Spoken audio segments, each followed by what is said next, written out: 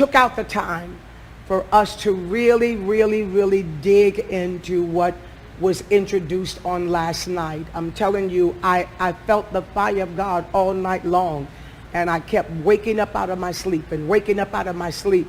And, you know, I know that it's that time, because whenever the Lord placed it upon my heart to do a conference, I can't sleep.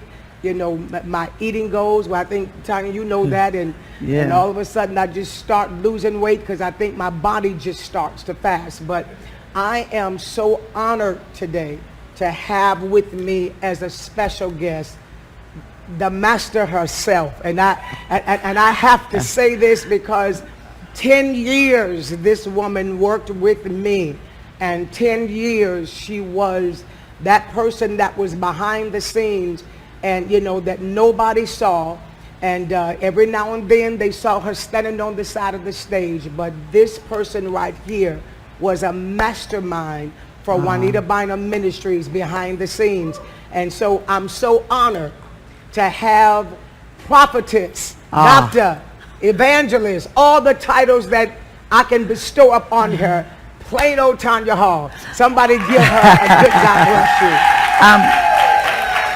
Well, first of all, I'm extremely honored just to be sitting on the set with you. I'm excited about what we're going to talk about. And for me, you are the GOAT for me. You're the greatest of all times. I have an opportunity, you mentioned behind the scenes, to watch you behind the scenes. Many people get the canvas, they get the public, they get the prophetess, but I've seen you in very vulnerable situations behind the scenes, and I'm excited about what that means for women going forward. Yeah. And just us being here. I mean, I saw the launch last night, Women on the Frontline reunion, and many people in this season have asked me a lot, when are you guys going to put that together? And God had his divine time, and now is that time, and I'm just excited as everybody else. Me too.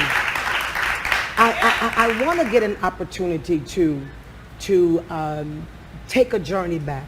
Okay. You know, I think you mentioned, did you all know the first time she flew on a plane was when she came to work with me in the book that I was writing? Yes. The Planted Seed. And she came with her brother. Yes. And they were looking all spooked when I got them from the airport, and I was like, are you guys okay? And they was like, well, this is our first time on the plane. I'm like, well, what? Y'all was born on the rock or something?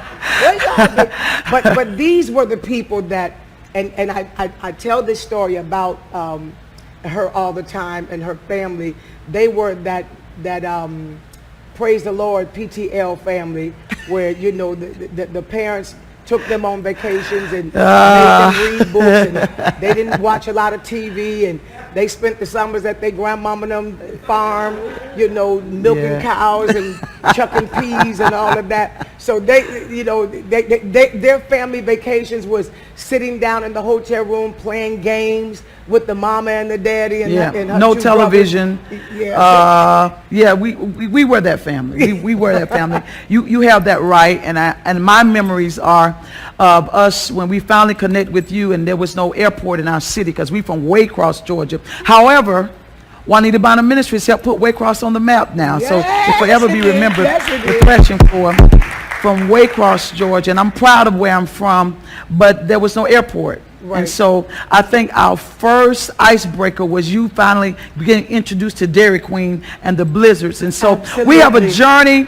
We have a journey that's so amazing that I never thought, leaving teaching school for 7 or 8 years, and then just taking that faith step to just support you in ministry, that it would evolve into this. As a matter of fact, I'll be very honest to say, when I realized just what this journey was, I had a psychological breakdown. Like, I don't belong here. I just don't belong here. It was at Don Mears. Yes. Pastor Don Mears' church. Yes. And she came up to the hotel with my mother, and a few minutes later somebody knocked on the door, and we opened the door, and it was about 6 security guards out there in black.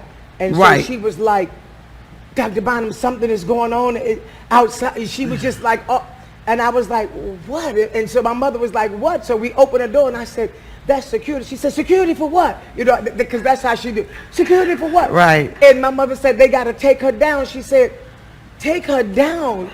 So we went down the back. People with walkie-talkies. I mean, you know, I'm aging myself when I say this. I mean, you only saw this kind of stuff at Michael Jackson concerts. You know, you going in the back. I didn't know that church was on this scale like this, and I didn't even know what God was preparing me for. I didn't even know what I was entering to. I just know my yes had a greater weight than what I understood in the process. And so to see the evolution of that and what God did in my life by saying yes and yes to the assignment. Sometimes when we say yes to God, you know, it was just so sweet and it was just so humble. And it was like, I just want to please the Lord and answer the phone for this lady. And I'm just going to help, you know, just respond to some letters. And little did I know when I left from teaching to serve and to follow, it would stretch my capacity. Yes. That it would lead from just responding to emails to planning great events and seeing lives change, and then it making a mark in the earth and marking the earth realm. And so I'm very humbled by it. I'm very blessed by it, but I'm very empowered by it. Yeah. Because I came from a woman that was working meagerly in a place to a woman on the front line, and that process wasn't like a 24-hour journey. No, I mean, let's talk about the building. Oh my goodness. When her father gave me a school that he bought, and he was like, I don't even know what I'm going to do with this school. God told me to buy this school. And when I came to the ministry, he was like, are you looking for a ministry building? And I said, yes, sir. And he said, well, you can have this one. And he moved me that building, and he had the building completely carpeted and decorated and painted. We started with 2 folding tables. Yes, we did. That was your table. That's right. This was my table. A yellow yellow pad, the yellow pad, and the phones. And the phones. And the people didn't even know that it was me answering the phones. No. Neither one of us knew what we were doing. And we would hang the phones up and go, what are we doing? The problem, you know what you're doing? I don't know what I'm doing. The problem is that the first day the phones were turned on.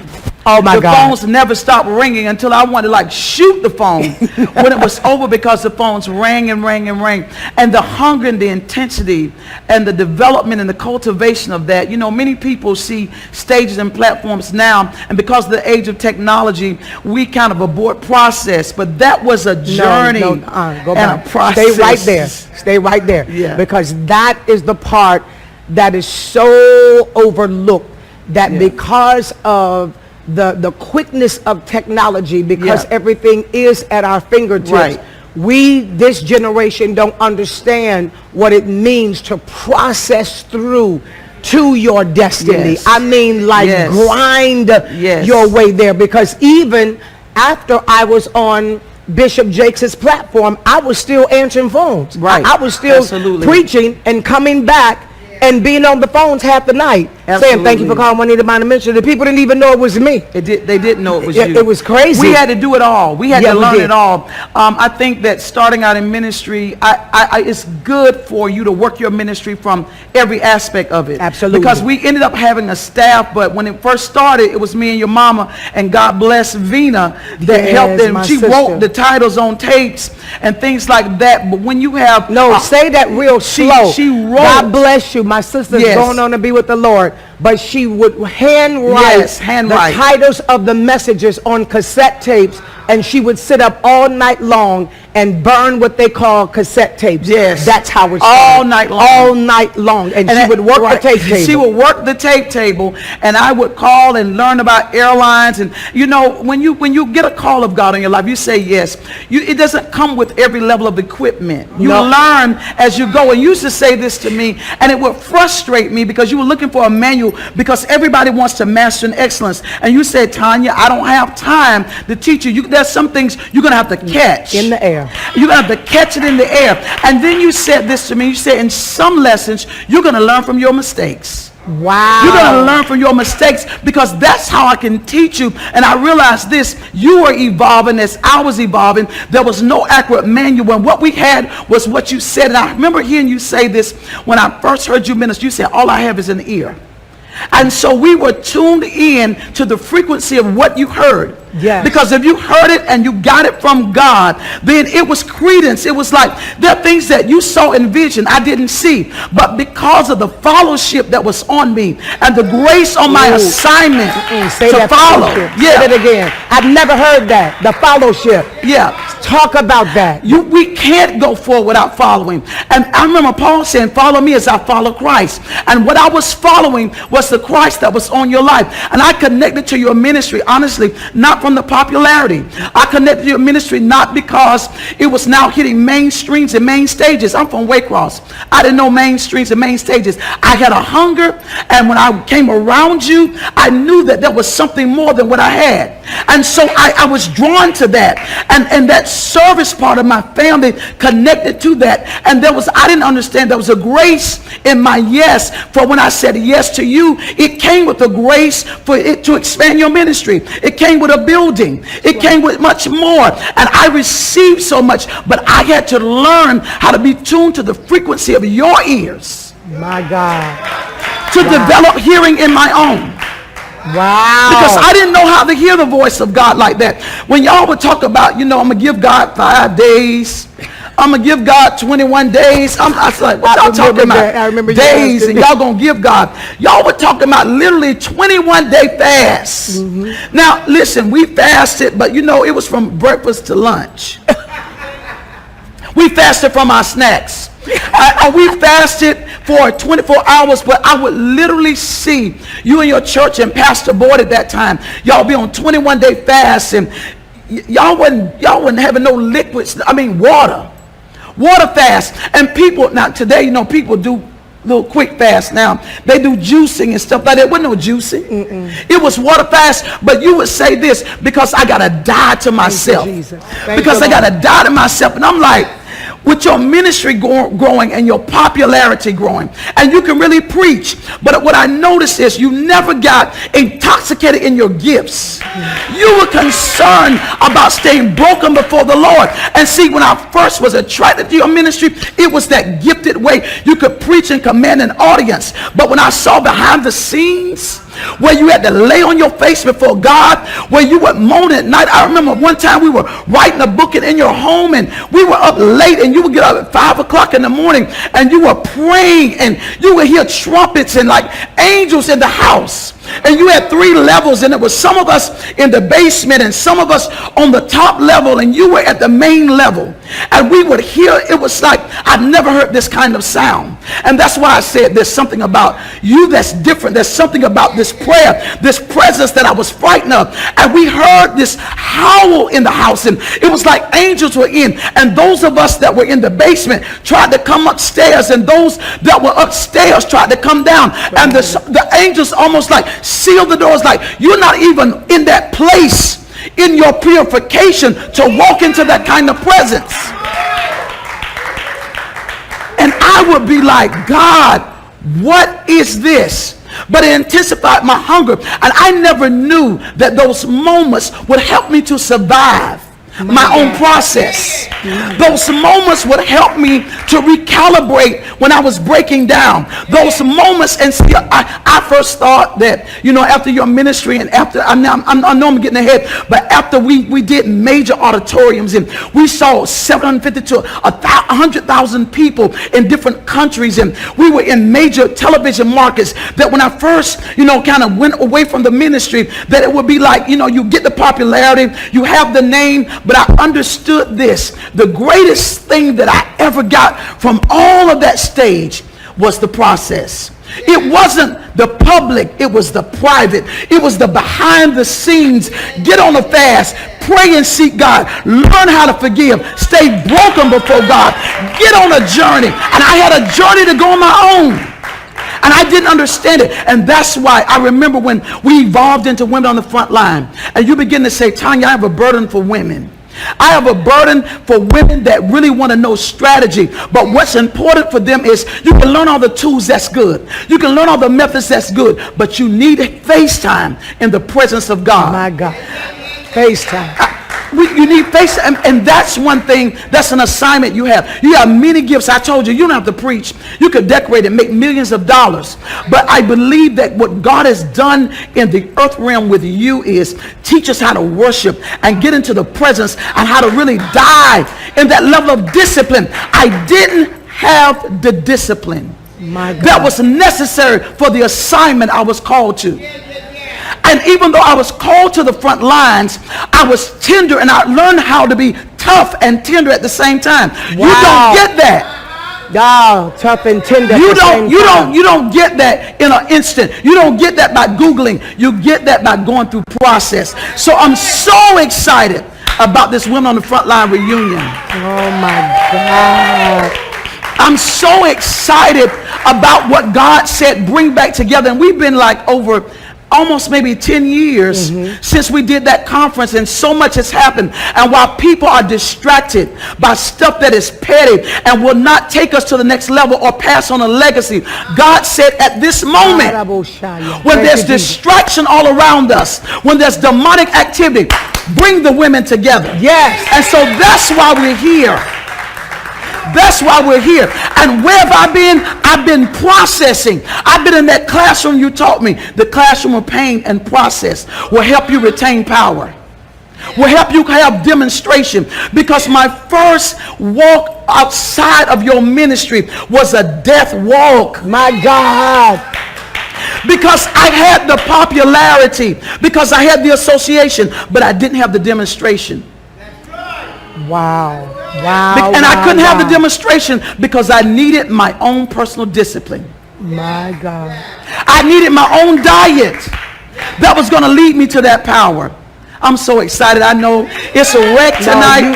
If people are on and you're watching this whole Women on the Front Line reunion, don't be distracted about what's going on. I believe that women, and only 5,000 that you kind of set this in motion when we did it. Literally 5,000 have got to register. I'm glad to be a part of it. I'm a part of it as a person that's been processed. My God. As a person that's gone through the pain, that's learned the diet and the discipline. I never knew how to evolve myself. I never knew all the things I learned. I thought learning how to put conferences together, how to put ministry together, well, what was going to get it, but I needed power. I needed demonstration, and that's not going to come without diet. It's not going to come without discipline. It's not going to come without FaceTime. And I think it's time now, because so much is out there and it's happening at an accelerated pace that many people are going to run into a crash like I did. Because I thought I almost lost my mind psychologically because it didn't work like I thought it should work. Because instead of trying to work the crowd, I needed to work the worth. I need to build something. My God. Jesus. And so God grounded me. And I would have never survived the ground if I hadn't watched behind the scenes to see somebody evolve through process. It didn't happen overnight. It won't happen overnight.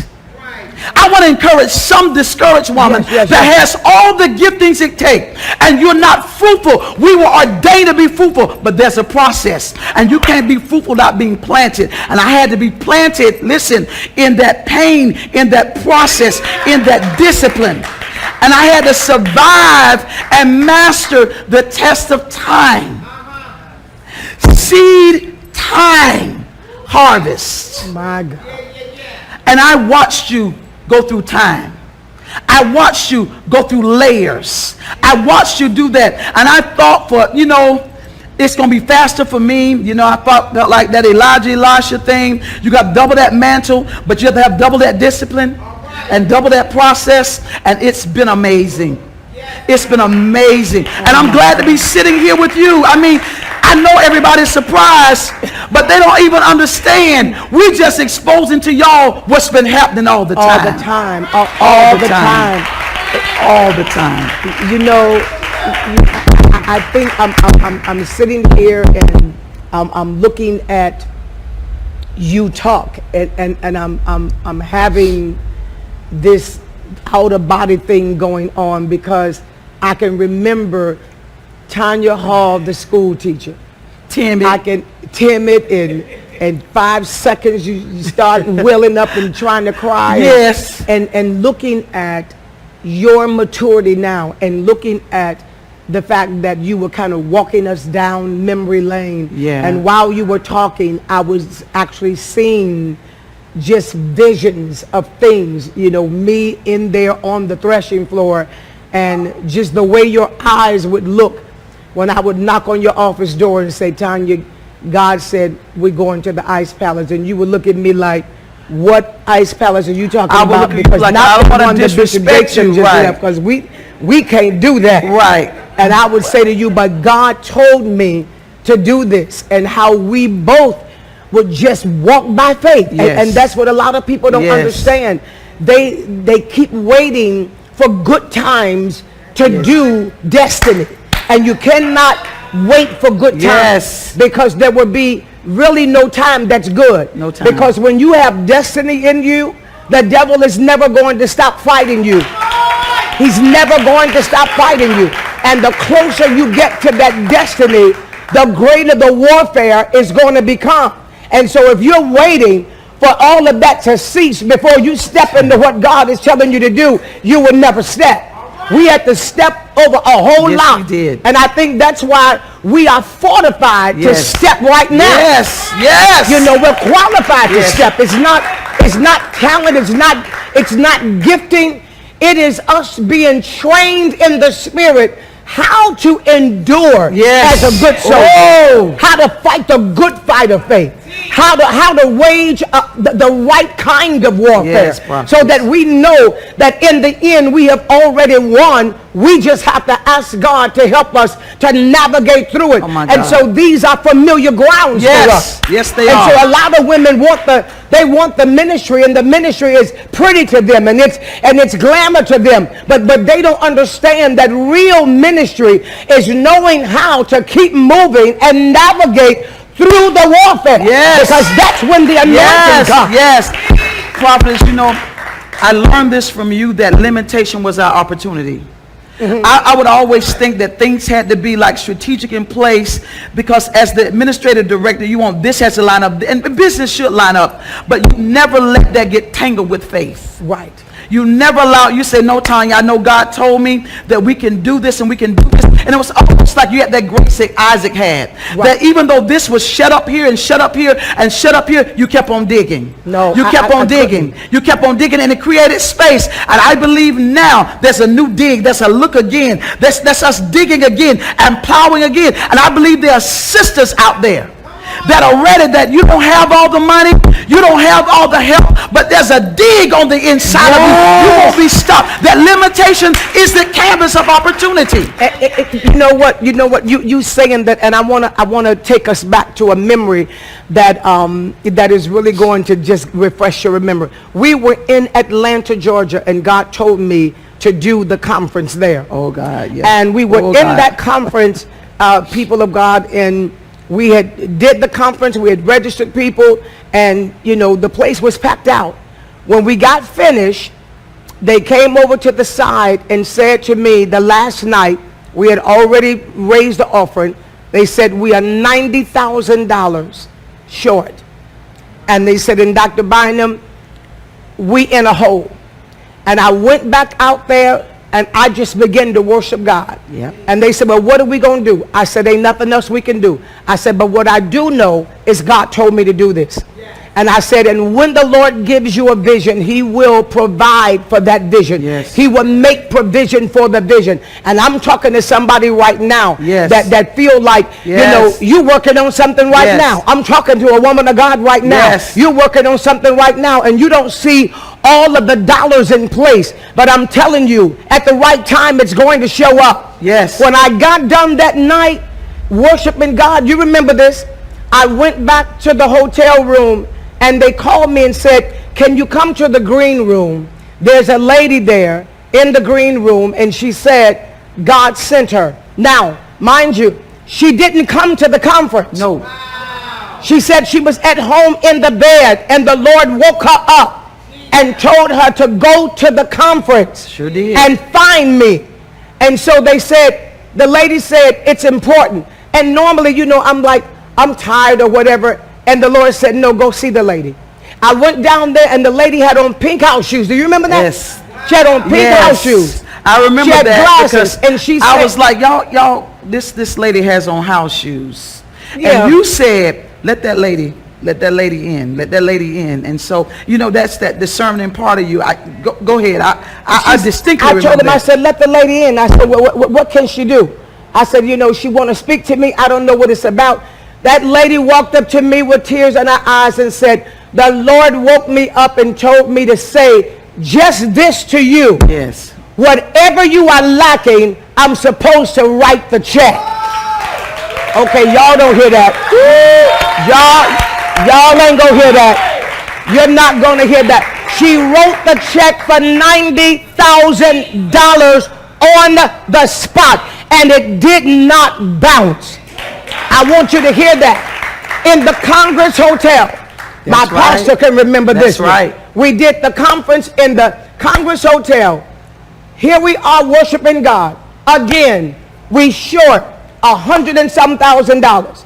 Last service, I said to the people, ain't nobody gonna preach. I was supposed to preach the last service. I said, we gonna worship God. We started worshiping God, and the women started coming and just laying offerings on the altar. It ended up being $150 some thousand. Yes. I'm telling you, woman of God, if you are watching today, do not allow circumstance to make you back up from your vision. Do not allow what's on the paper, what you are counting, because I'm going to tell you something. If you count, you're going to count God out.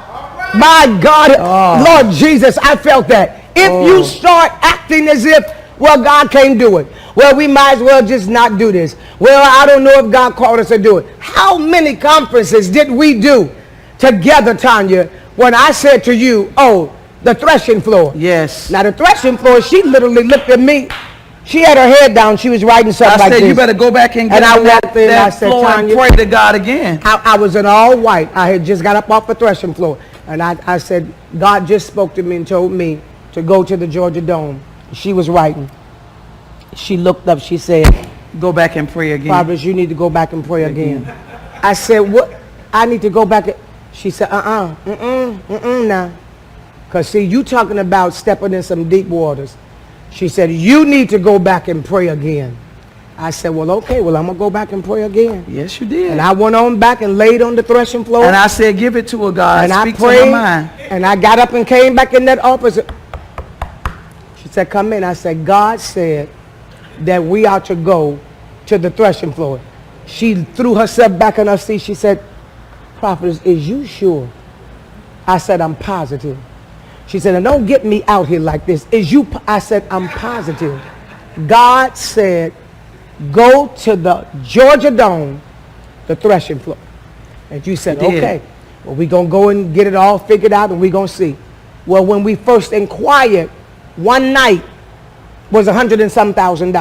For one night, for one day. That's right. And I said, she came back, she said, Prophets, I don't think you understand. You talking about 4 days is $100 and some thousand, I think $160,000, somewhere around that a night.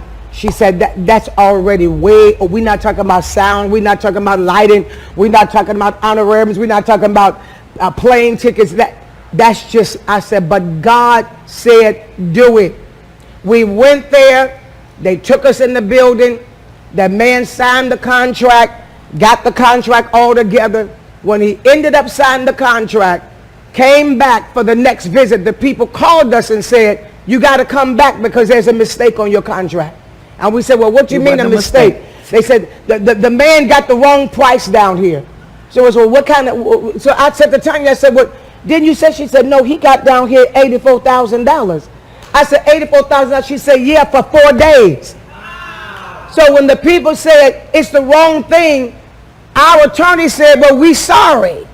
Because y'all signed it. It's the right thing. And this is a legal contract. And they said, and you're right, and we just have to give it to her at that price.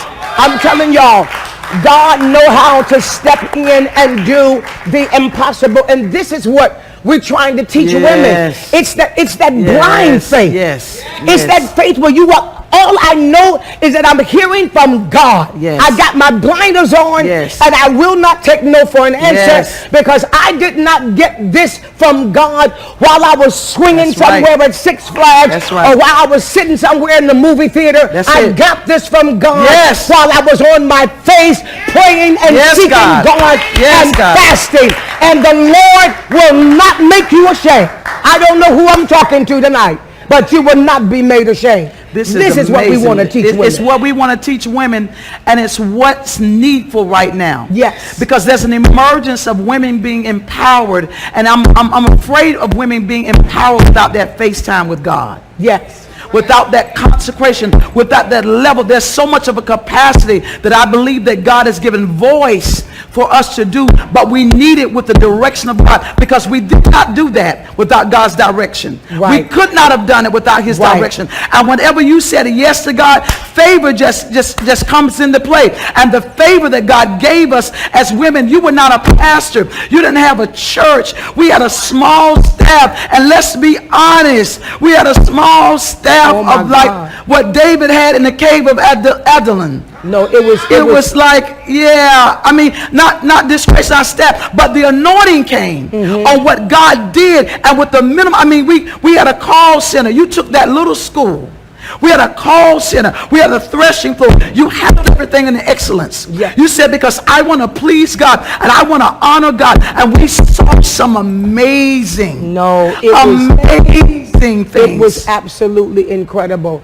And when I say incredible, you got to understand something. When I'm talking about incredible, I'm talking about the fact that when we did that conference, once my staff was in that big auditorium, we brought them up on the top balcony and we said to them, look out there. Yes. And we said, you all registered all these people. Yes. And it was only like 12 staff members. Yes. I said, you answered the phone and registered all these people. And I'm going to tell you something. What I want to say to women that are watching today that's planning on coming to this conference, you got to understand that every effectual door is not without opposition. First It's not without opposition.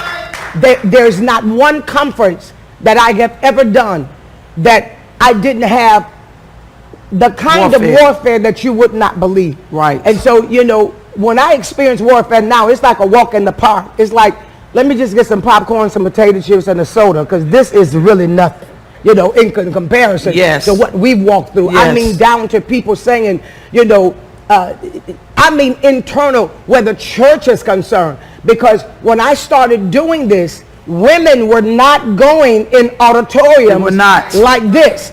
And so the opposition was, I had close friends of mine, bishop friends of mine, to say to me, well, God ain't calling no woman to go in no auditoriums like that, and you need to just stay in hotel ballrooms and, you know, and just let God just grow the ministry like that. You don't need to go. I said, but what if the hotel ballrooms can't hold the people? Well, then maybe you need to just have one north and one south and one east. And the Lord was saying to me, no, I want you in the auditorium.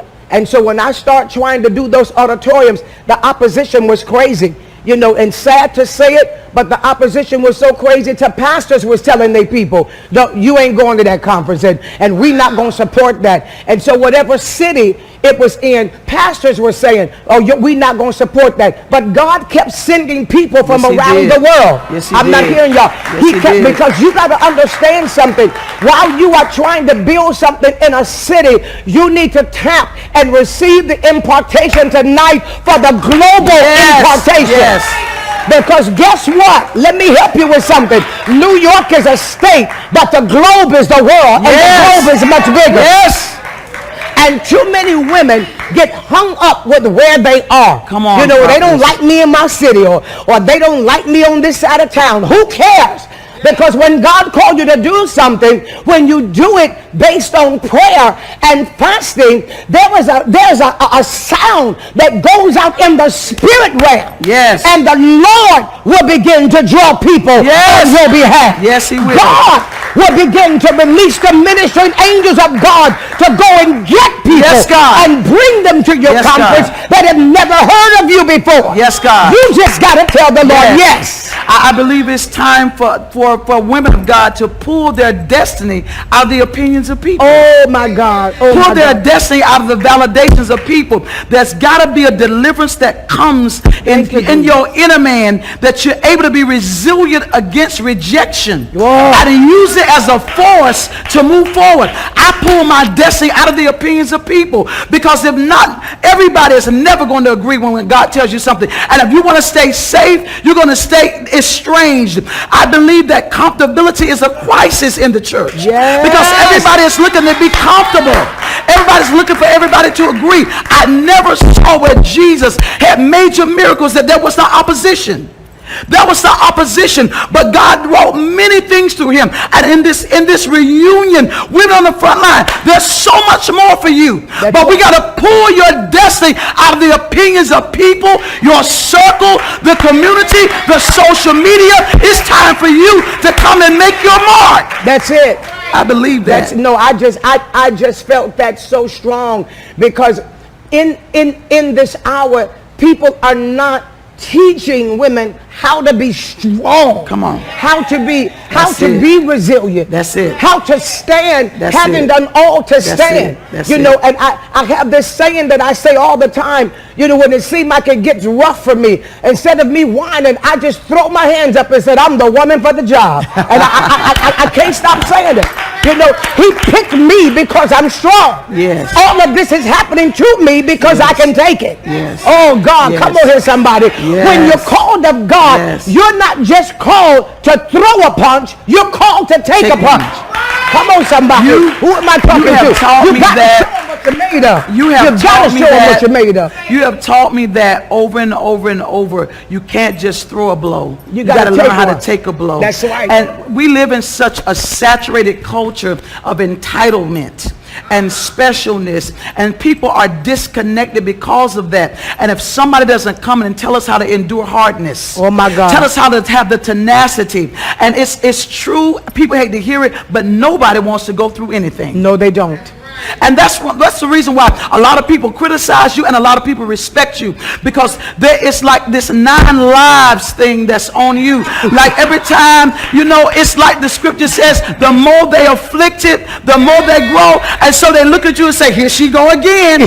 You know what you said? You're right. You're the woman for the job. Yes. And there's some other women out there that you're the woman for the job. Absolutely. You can't lay down and die. Have your resurrection. It's time for you to come forward. It's your moment. This is an opportunity for you to seize this moment, to come together with other women just like us. That's to right. learn how to get in the face of God and find your destiny and get on your path and make this impact. No, this conference right here, and I said this to somebody. I said, down to the speakers that I'm inviting to I'm come. excited about it. I don't want anybody to mount that platform to preach that have not been through something, because anybody can get up with a pretty message and anybody can go to theology school and get a message, but when you have experienced the scripture, you're able to give life to somebody. Yes. And so the women that are coming Yes. are women that are saying, you know what, I done been through something. Dr. Bynum, I want those women to come. Yes, That's the kind yes. of women I want in that auditorium to Yes. come to this conference. Women that are saying, I'm on my last leg. I feel dry. I feel like I'm in a desert place. Yes. And I'm ready for somebody to recharge me, Yes. reactivate me, wake up Yes. the anointing, wake up my prayer life, wake up my fasting life, Yes. and put me back God. on the front line. Yes. No, we said something. It's a spirit, even as it relates to the United States Army. They don't want women on the front lines. That's right. Oh, you don't hear me. You Yes, don't hear that's me. right. You don't hear me. That's right. But in the scripture, the woman was the first to see Jesus She saw him resurrected. first. I'm not giving She you saw him first. It was the woman that Jesus that saw him covered and first. hid the Yes. prophets. Yes. Come on, somebody. Yes. It was a woman that birthed Jesus into the world. Come on, somebody.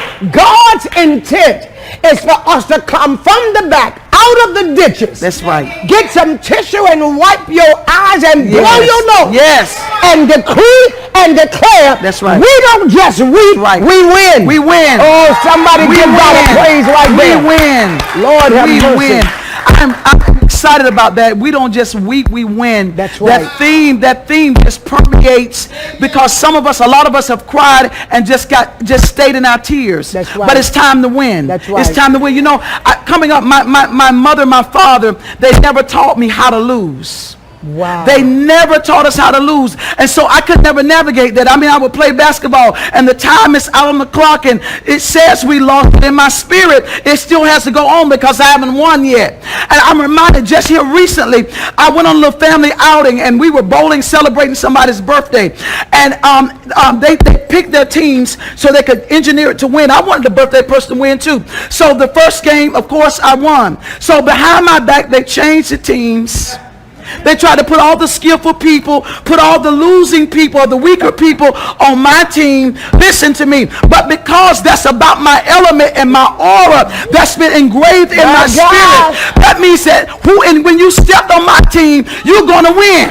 So listen. We're at the last part of the time is running out. All the losers are starting to strike because they're on my team. Because in my aura, in my connection, grafted in my spirit is, you're going to go through some stuff, but you win. Yes, yes. That's in my name. You're gonna experience some pain, but my outcome, not my process, not that I cried, not that I failed, but my results is win. We get down to the last wire. My daughter says, Mama, come on, you're the last one. Then I win. And then they just looking like, how did you win with this team? I said, because no matter where you put me. What am I saying to you? No matter where you've been placed in purpose or ministry, you've been built to win. That's right. This reunion conference is to wake up that winner in you. That you may be crying, we might weep, but we sure do win. Oh my God! And you know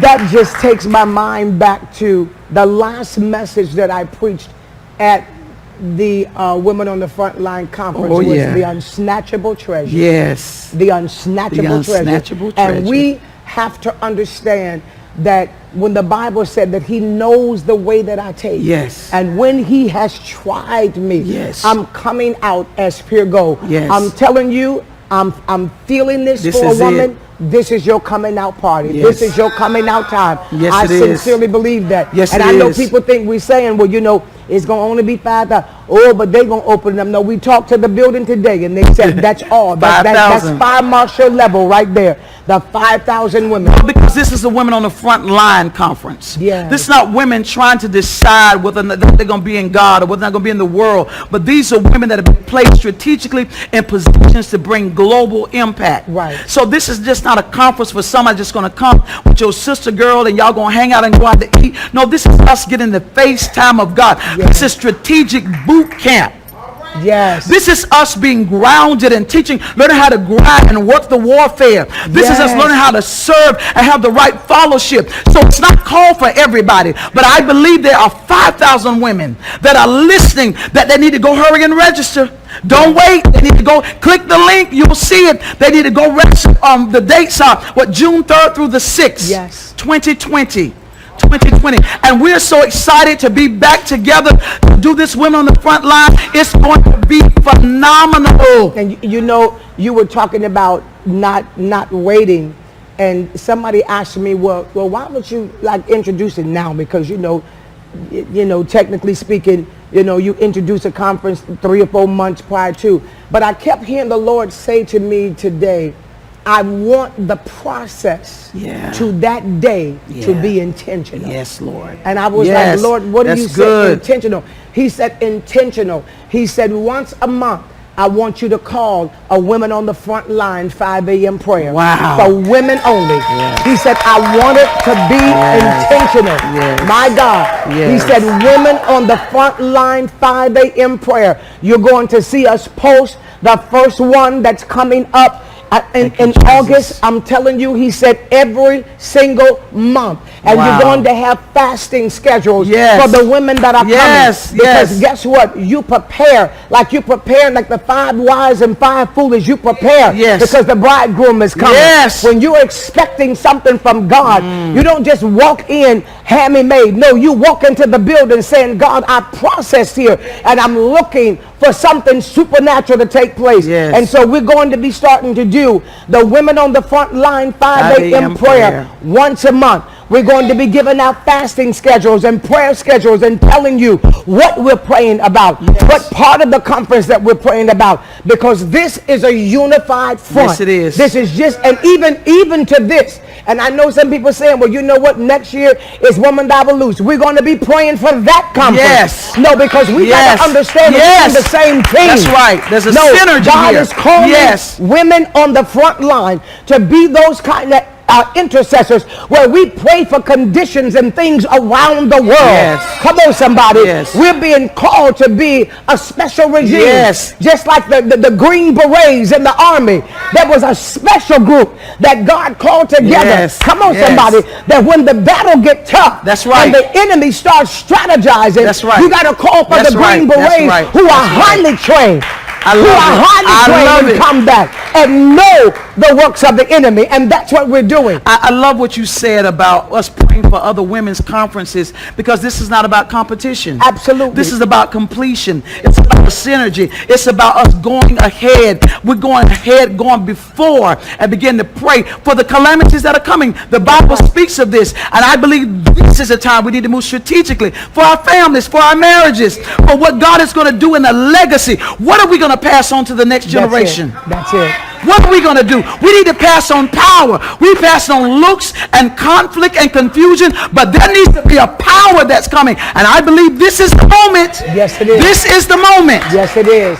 This is the moment. And saying that, we'll have women that will be sending in prayer requests. We're going to have a woman on the front line prayer request That's email good. where you having That's your good. conferences or your church is in convocation or you getting ready to have a revival. And Dr. Bynum, can you pray for my revival? Can you pray for my conference? Can you pray for my church? Women on the front line are those that know how to receive assignments, move themselves out of the way, and understand this is not about me. It's about what I've been called to do. Move themselves out of the way. Move themselves out of the way. Out of the because way. that's where we are. We're in that selfish hour. We're in that entitled hour. We where are. It's all about me. And I'm the one that's got to shine. Yeah. And I'm the one that's got to, but that's not the way of the Lord. What God is calling us to do is get on that front line for somebody that's been wounded. Yes. And sometimes you got to take the wounded and lay them in the trenches until the battle is over. But you put the strong on the front line so that they can combat the enemy until it brings healing to those that have been wounded. And that's what we want to do.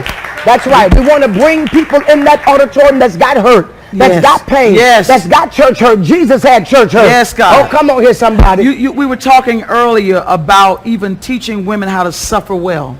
Yes. How to suffer well, because Yes. too many are suffering sick, suffering resentment, suffering unforgiveness, Bitterness. but how to suffer and keep on moving. That's right. How to cry and keep on going. Yes. I believe women are earmarked for this, that have been sore in their spirit God. like Hannah, have been broken, but she got into the presence of God and got a word from God, and God changed and shifted that thing. There's some closed wounds that's getting ready to open. My God. That's getting ready to open. Oh, and you know what? You mentioned something earlier that I know our time is up, but you mentioned something earlier when we were talking about women in the Bible. I mean, you were in makeup and you just started talking, and I felt the presence of the Lord when you said this.